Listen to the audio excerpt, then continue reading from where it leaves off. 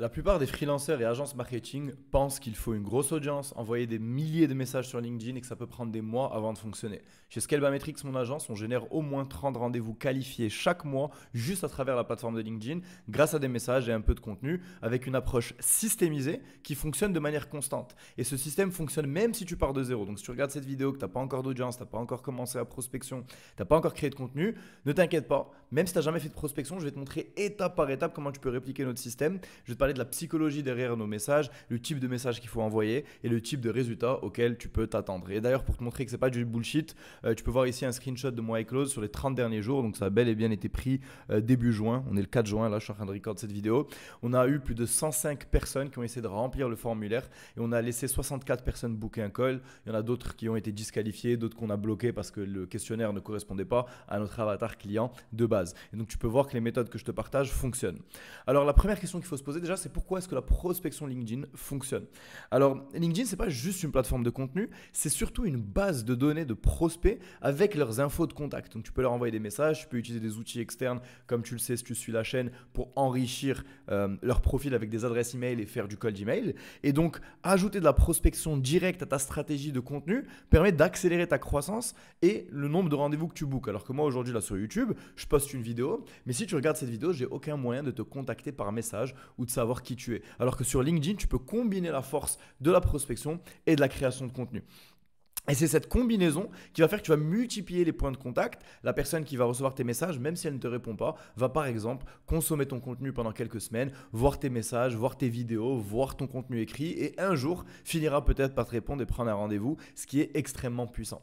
Maintenant qu'on comprend pourquoi LinkedIn est une bonne plateforme, ce qu'il faut se poser comme question, c'est quoi la psychologie derrière des messages qui convertissent réellement? Alors ce qu'il faut comprendre, c'est qu'aujourd'hui sur LinkedIn, c'est devenu ultra saturé. Tout le monde prospecte, personne ne pense que tu es en train de lui envoyer un message parce que tu as envie de devenir pote avec lui. Donc les chefs d'entreprise, les personnes avec qui tu as envie de bosser, ignorent les messages de prospection et de vente, mais par contre répondent à des messages bien formulés qui ont l'air d'être des messages de networking par exemple. Donc un bon premier message donne l'impression que vous n'avez rien à vendre et que vous êtes même peut-être un potentiel client pour eux. Et ça c'est super important comme nuance. Il faut que la question que tu poses à ton prospect ou le premier message que tu envoies, que la personne qui le lit se dit « Ok, soit cette personne est en train de network avec moi et ça a l'air être intéressant, soit je sais pas trop, c'est peut-être un client qui me pose une question sur mon activité, donc je vais lui répondre parce qu'on ne sait jamais si cette personne a besoin de mes services. Et c'est ça le mindset que tu as envie d'avoir derrière tes messages. Moi, quand j'ai commencé, j'ai testé la même approche que le cold email, c'est-à-dire que j'envoyais des messages avec un template, on obtenait, je crois, 3 réponses tous les 200 messages envoyés et je ne comprenais pas pourquoi on avait des résultats aussi mauvais. Et une fois que j'ai implémenté cette stratégie, je déconne pas, on a revu avec notre setter la semaine dernière, on est sur des taux de réponse qui avoisinent les 40 à 50% sur nos messages, ce qui est juste énorme. Bon, la différence avec le cold email, c'est qu'on ne va pas pouvoir contacter des milliers et des milliers de personnes tous les mois parce qu'on est limité par notre réseau, mais tout de même, ça fait que cette plateforme est extrêmement intéressante. Une des choses, ou même la chose la plus importante quand on fait de la prospection sur la plateforme, c'est le ciblage. La liste de prospects, comme en cold email, va déterminer tes résultats. Par contre, à la différence du cold email, on ne va pas juste construire une liste à travers LinkedIn Sales Navigator, savoir quelle est la taille de l'entreprise, si la personne c'est le CEO, s'ils sont dans la bonne industrie et les contacter. Là, ce qu'on cherche, c'est deux choses. On cherche des personnes qui sont actives en ce moment sur la plateforme, donc on sait qu'elles lisent du contenu, qu'elles like, qu'elles commentent du contenu, donc elles sont bel et bien actives, et que ces personnes ont déjà le besoin pour lequel on offre un service. Ça pourrait aussi être des personnes qui ont déjà le problème ou sont déjà intéressées par une solution connexe. Donc comment est-ce qu'on fait pour trouver des personnes actives et des personnes qui ont déjà le besoin ou le problème? Eh bien ce qu'on fait, c'est qu'on va trouver des personnes qui ont déjà interagi très récemment avec des posts, avec des événements LinkedIn, avec des pages qui ont un lien avec ce que tu as à vendre. Donc typiquement, si tu es un freelancer en SEO ou une agence SEO, eh bien tu vas aller chercher toutes les personnes qui créent du contenu sur la thématique SEO. Tu vas peut-être aller trouver les pages LinkedIn des softwares que tu utilises en tant que prestataire de services SEO et tu vas aller ajouter à ton réseau et contacter toutes les personnes qui viennent de liker, commenter ou follow ces pages ou qui viennent de participer à un événement LinkedIn sur le SEO. Vu qu'elles viennent de participer, liker ou commenter, on sait que ces personnes sont actives. Et le fait qu'elles ont interagi avec du contenu éducatif autour du SEO, ça nous donne, ou en tout cas ça nous laisse penser qu'il y a de fortes chances qu'elles soient intéressées par cette thématique ou qu'elles aient un problème ou qu'elles cherchent une solution autour de ce sujet. Et c'est ça qui fait qu'on aura des résultats bien meilleurs que sur d'autres plateformes.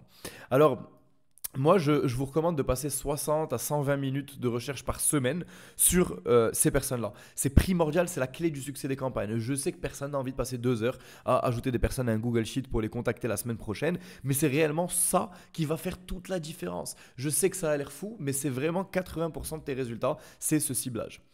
D'ailleurs, si tu veux accéder et implémenter l'ensemble de mon système de prospection qui combine LinkedIn et le cold email, que j'utilise pour aider les agences à ajouter 15 à 20 rendez-vous par mois, agences et freelance, et les aider à dépasser les 20 000 euros par mois, on a d'ailleurs des résultats qui sont contractuellement garantis, eh bien le lien est en description. Alors maintenant qu'on a compris les grands préceptes et les piliers, qu'en est-il des messages en eux-mêmes? Eh bien, lorsque vous allez contacter des personnes sur LinkedIn, moi ce que je propose toujours, c'est de suivre ce plan en 3 étapes. Et l'étape numéro 1, c'est le tout premier message qui va être le message de hook. Donc en fait, le message d'accroche.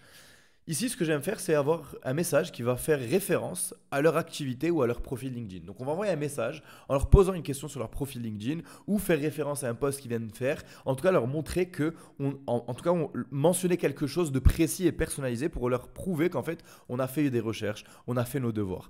Et une fois qu'on a envoyé ce premier message, on va poser une question, encore une fois, qui laisse penser qu'on pourrait potentiellement être un client pour ce prospect, pour qu'il ait vraiment envie de nous répondre. Tu peux facilement obtenir 30%, voire même 50% de taux de réponse avec cette stratégie parce que ton message n'a pas l'air d'être un message de prospection. Et donc, la personne a envie de te répondre. Maintenant, si tu écoutes cette vidéo, tu vas peut-être te dire « Bon, ok, Otman, cool, j'ai 40-50% de taux de réponse, mais à quoi ça sert si la personne elle me répond en pensant que je suis potentiellement un client ou si on est juste en train de faire du networking ?» Ça sert à rien. Moi, je veux des personnes qui répondent à mes messages pour leur vendre mes services. C'est là où il va falloir être bon en ingénierie conversationnelle, c'est-à-dire être capable de prendre cette première interaction et de la transformer plus tard en interaction de vente. Et donc l'étape numéro 2, ça va être de comprendre s'il y a un problème, un enjeu, une problématique à laquelle vous pouvez répondre. Donc ce qu'on fait, c'est qu'on demande tout simplement si la personne a une problématique ou un désir qui n'a pas été résolu. Le truc important, c'est qu'il faut creuser ici. C'est la partie la plus importante. Parce que si vous vous amusez à proposer des appels de vente à des personnes qui n'ont pas montré qu'ils ont un problème ou qui n'ont pas montré qu'ils ont un désir qui n'a pas été résolu, ou soit ces personnes vont tout simplement pas vouloir prendre un rendez-vous, soit vous allez vous retrouver en rendez-vous avec des gens qui ne sont pas du tout qualifiés et vous allez juste avoir des taux de closing qui sont horribles. Alors que quand on s'assure de bien creuser, de poser les bonnes questions et s'assurer que la personne qu'on a en face a bel et bien le problème qu'on peut résoudre, eh bien c'est là où on a des appels de vente extrêmement qualitatifs. Tu peux généralement utiliser des questions prédéfinies ici pour inciter la personne à te répondre de manière précise et spécifique par rapport à ce que tu as à offrir. D'ailleurs, petit tips, il faut mettre l'accent sur les résultats et non pas les tactiques. Par exemple, si moi je contacte quelqu'un sur LinkedIn, le problème ou les résultats, ça va être j'ai pas assez de rendez-vous ou je veux plus de rendez-vous. La tactique, ça va être par exemple j'ai envie d'apprendre à setup l'Emlist pour faire des campagnes d'email. Je ne vais pas chercher à comprendre leurs problématiques techniques, tactiques. Je vais essayer de comprendre les bénéfices finaux qu'ils cherchent à obtenir. Donc par exemple, avoir assez de rendez-vous, closer plus de deals sur les rappels de vente, scaler leur activité. Bref, ces trucs qui sont beaucoup plus tangibles et qui vont beaucoup plus parler aux désirs profonds et aux contraintes profondes de mon audience. Une fois qu'on a validé que la personne a un problème ou un désir qui n'a pas été résolu, ce qu'on fait dans le troisième message, c'est on positionne notre système, notre mécanisme unique comme étant la solution à la résolution de ce problème. Donc, une façon de faire que j'aime beaucoup, c'est d'offrir quelque chose gratuitement, sans engagement, qui peut les aider à résoudre leurs problèmes par eux-mêmes à l'aide d'une ressource, d'une vidéo ou d'un lead magnet.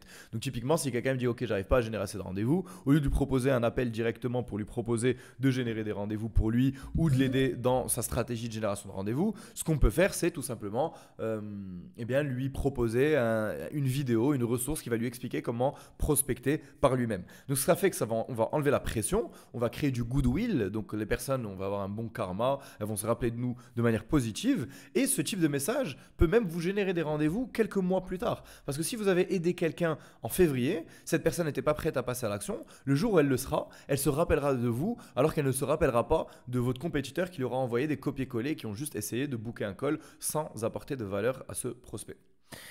Alors maintenant qu'on a obtenu des réponses, il faut transformer ces réponses en appels. Donc la première des choses, on en a parlé, c'est avoir des lead magnets qui apportent réellement de la valeur. Et quand on offre ces ressources, il faut ajouter des appels à l'action clairs dans ces ressources. Si vous envoyez des vidéos à vos prospects, il faut que dans les vidéos, vous parliez de votre service, vous parliez de votre accompagnement, vous parliez de votre agence et que vous proposez à ces personnes de booker un appel avec vous. Deuxième chose, il va falloir follow-up parce que le follow-up, c'est la clé. On relance toujours plusieurs fois les personnes, mais on les relance avec différents angles. Typiquement, on ne va pas relancer la personne tout le temps avec un simple message texte. Est-ce que tu as vu mon message? Ah, je reviens vers toi. Est-ce que tu aurais oublié de me répondre? Ah, ah. À un moment, ça devient lourd. C'est pour ça qu'il faut varier les angles. On envoie un GIF, on envoie une vidéo, on envoie une image, on envoie un follow-up sur Instagram, on appelle au téléphone, on envoie un email. On essaye d'être cross-canal, multicanal. Et c'est comme ça qu'on multiplie nos chances d'avoir une réponse et d'obtenir un rendez-vous. Alors, si tu écoutes cette vidéo et tu te dis, OK, mais ça m'a l'air compliqué, je n'ai pas envie d'harceler mes prospects. On ne dit pas de follow-up avec quelqu'un qui nous a dit qu'il n'était pas intéressé. À partir du moment où quelqu'un nous dit clairement je ne suis pas intéressé, il faut juste s'arrêter. On follow-up avec des personnes qui nous ont soit pas répondu, soit qui nous ont répondu et montré de l'intérêt, mais qui ont arrêté de répondre. Parce que ces personnes elles peuvent juste ne pas avoir eu le temps de te répondre. Elles ont beaucoup de choses qui se passent dans leur business, dans leur vie, et il ne faut pas le prendre personnellement. Et certaines personnes seront même reconnaissantes d'avoir reçu tes messages de follow-up si elles ont réellement les problématiques que tu peux régler avec ton service ou ton produit. Alors les résultats attendus, si tu contactes 100 personnes, tu peux t'attendre à recevoir entre 25 et 50 réponses sur ton premier message si tu fais ça bien et donc avoir entre 3 et 5 appels réservés. Donc on parle de 3 à 5% de taux de prise de rendez-vous sur tes messages envoyés. C'est juste énorme comparé à d'autres plateformes. Le seul bémol de cette plateforme, c'est que encore une fois, on ne va pas pouvoir contacter 1000 personnes par jour. En plus de ça, le setting, c'est très manuel. Donc le process que je vous ai montré ici, c'est un process qu'il va falloir faire de manière manuelle. Mais il ne faut tout de même pas mettre ça de côté parce que c'est extrêmement puissant. Je vais toucher rapidement sur le point de la régularité. Oui, on sait tous qu'il faut envoyer des messages, il faut être régulier, il faut envoyer des messages chaque jour. Mais ce qu'il faut comprendre, c'est qu'en fait, lorsqu'on construit des relations avec les personnes, qu'on a des vrais dialogues, qu'on crée des connexions avec les gens et qu'on est patient et persévérant, on commence à obtenir des résultats 30 à 60 jours plus tard. Pour la simple et bonne raison qu'il va falloir follow-up avec les personnes, qu'il va falloir leur envoyer des leads magnets, qu'il va falloir qu'ils consomment ces leads magnets et qu'ils prennent de la valeur, qu'ils prennent rendez-vous avec vous, que vous fassiez un R1, un R2 et bref, vous pouvez avoir un cycle de 30 à 60 jours avant de signer vos premiers clients à l'aide de ces méthodes. Et si vous faites ça pendant une semaine et vous vous arrêtez, que vous n'avez pas la bonne régularité, eh bien c'est normal que derrière vous n'ayez jamais de résultats. Et d'ailleurs, par exemple, on a plusieurs success stories tels que Damien qui a une agence SEO pour marque e-commerce qui a généré plus de 22 000 euros de chiffre d'affaires en 2 semaines grâce au système Scalbametrics de prospection, ou encore Florian qui a une agence de mailing qui a généré plus de 40 000 euros de chiffre d'affaires en un mois seulement